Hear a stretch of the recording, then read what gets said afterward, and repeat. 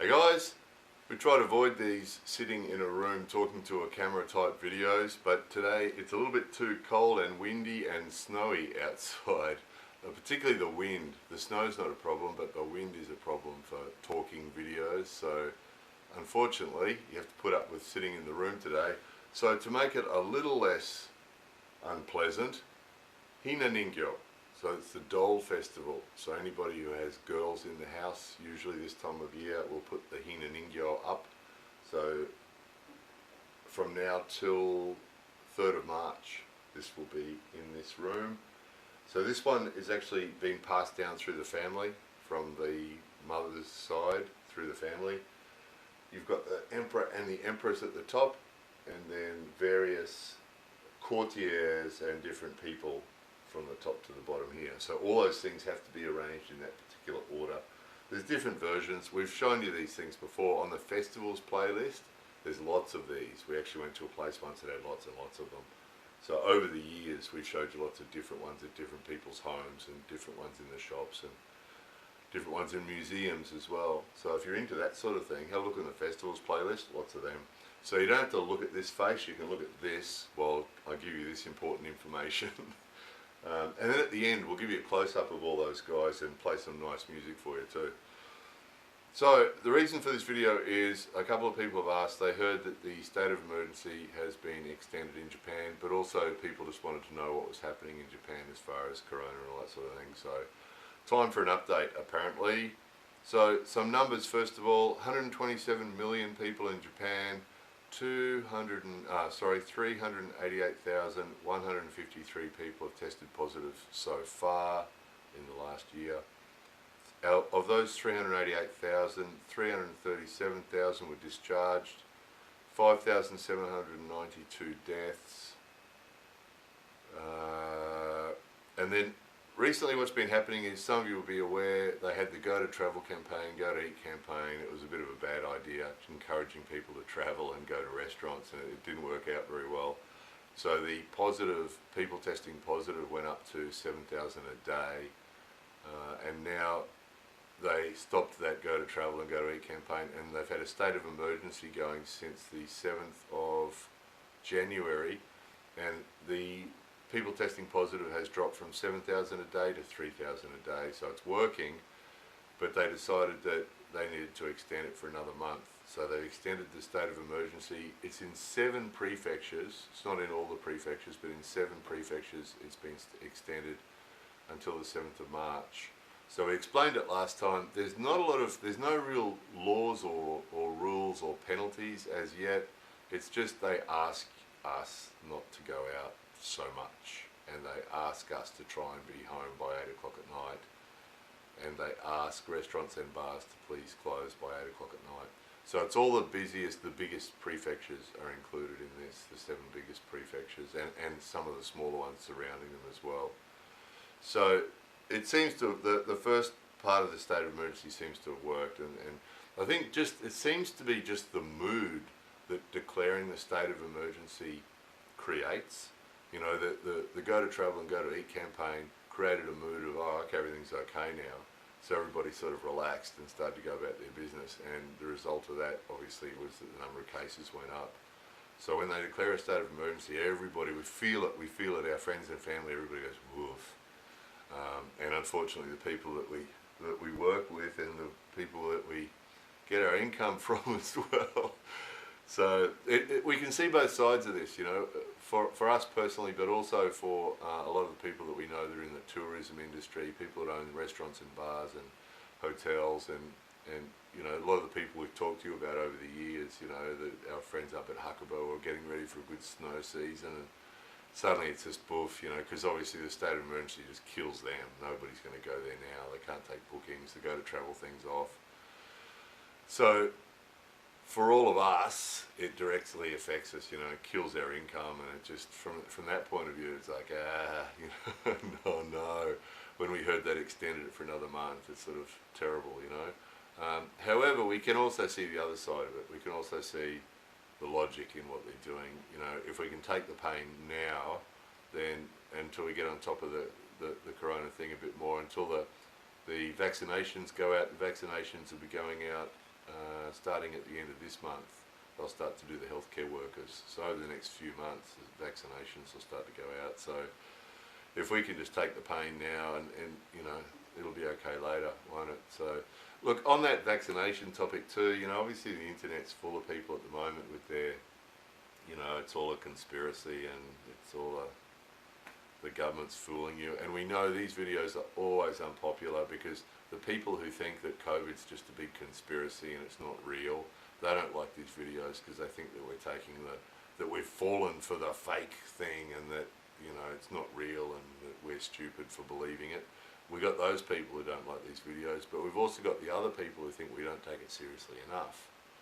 So these videos are never popular. We know, you know, and our own thinking on it, you know, whatever people want to do, people who don't want to take vaccines, you know, shouldn't have to take them, you know. Let everybody else who wants to take them, and then, you know, there's no need for everyone to be trying to convince each other, you know. That's our thinking. If the people don't want to take it, don't take it.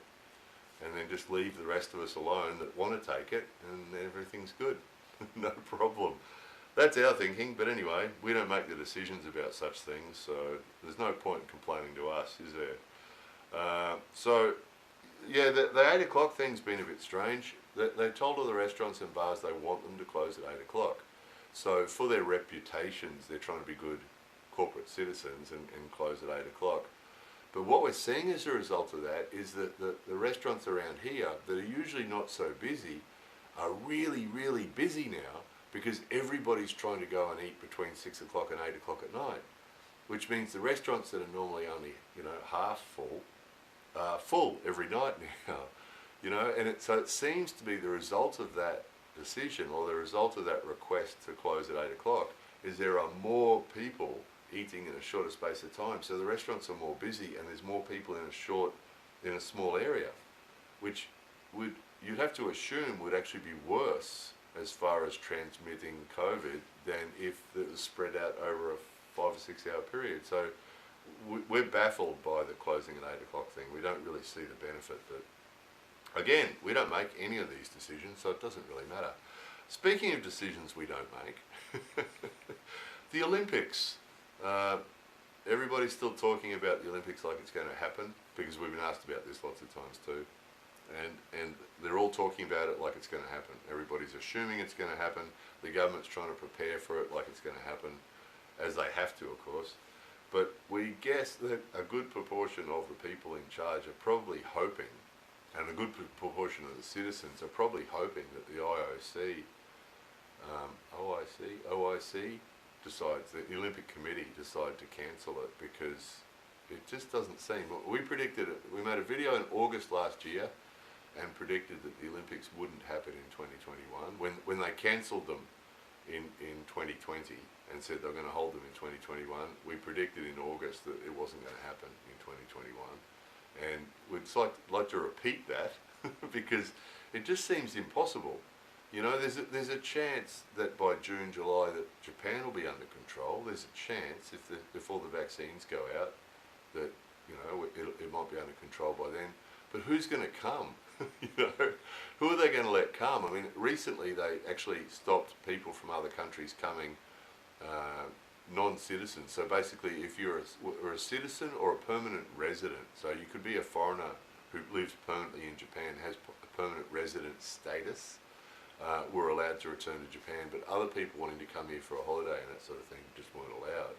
Recently they made that rule. So to go from that until to having the world come here for the Olympics, it just doesn't seem possible in the period of time. When do the Olympics start? Middle of the year, isn't it? Summer. So now we're February. It just doesn't seem likely. It really doesn't. I mean, obviously, it's that same thing again. You know, we'd like to see our friends that own restaurants and bars and us go about our business and make our living like we always want, you know, like we want to. We understand that, but the other side is we want to get on top of this corona thing, and it just seems to be same with the Olympics. It'd be nice to have the Olympics and for all the athletes that have been training and the people who want to see it. It'd be nice to have it, and from a money point of view, the Japanese government want to have it as well because they've invested, you know, billions of yen into getting ready for it. But it just doesn't seem likely. It really doesn't. It doesn't seem like a good idea, does it? Who's going to come? So we would think the best thing to do would be just to cancel it and hold it in 2024, which is when the next Olympics is supposed to be held, and then the country that's supposed to hold it in 2024 could hold it in 2028. You know, to us that would seem to be the logical thing to do. So, but again, we don't make any of these decisions. We don't declare the state of emergency. We don't decide the restaurants close at 8 o'clock. We don't decide whether the Olympics happen or not. None of it. So we'll just have to see. Again, all we're doing is just telling you what we see and what we hear. This is what we're seeing and what we're hearing. The Olympic thing, yeah, that's our opinion. Just some observations. Again, it just seems unlikely. It's just an observation. Same with the restaurant thing. When we see these restaurants that are never full. You know, there's restaurants around here that we go to that are never full because this isn't a very busy area. But recently, they're all full because everybody's trying to get dinner before it closes at 8 o'clock. They close at 8 o'clock, but they're taking their last orders at 7:30. So everybody's sort of got to be in, and then you've got to finish eating by 8 o'clock. So they're really packing everyone in a short period of time in a small area, which just seems irrational. But anyway.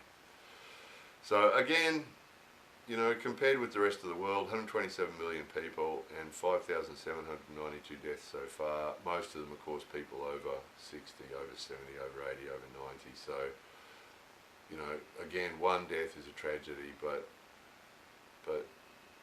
you know, compared with some countries, obviously Japan's not doing too badly. But same as with the economy thing too. You know, some of us are not having a good time. Some of us have corkboards covered in bills just over there, incidentally. But, you know, again, compared with some countries where people are having trouble feeding themselves, you know, we're not having that problem. So we're lucky, really. We're lucky. Not being able to pay bills is one thing, but not being able to feed your children, you know, that must be a terrible situation to be in. Some people are in at the moment. So anyway, that was the update. They're the things people have asked us about. What about this? What about this? What about this? Over the last few weeks, we've had these questions. In the last couple of days, we've had questions about the state of emergency thing. So that's the update. That's what we're seeing at the moment. Anyway, that was that. So finish on a nice note. We'll have a closer look at these guys. So again, you've got the emperor and the empress at the top, and then is the emperor and the empress? Or is it I think it's the emperor and the empress at the top, and then all the courtiers all the way down here, and all their things. You know, you'll see the thing, their little taxi thing they travel in, and their various bits and pieces of important things that are important to them. So anyway, give you a close up of that. Again, this thing's been passed down through the family, so it's got this cool little thing as well. So I'll play this, show you this.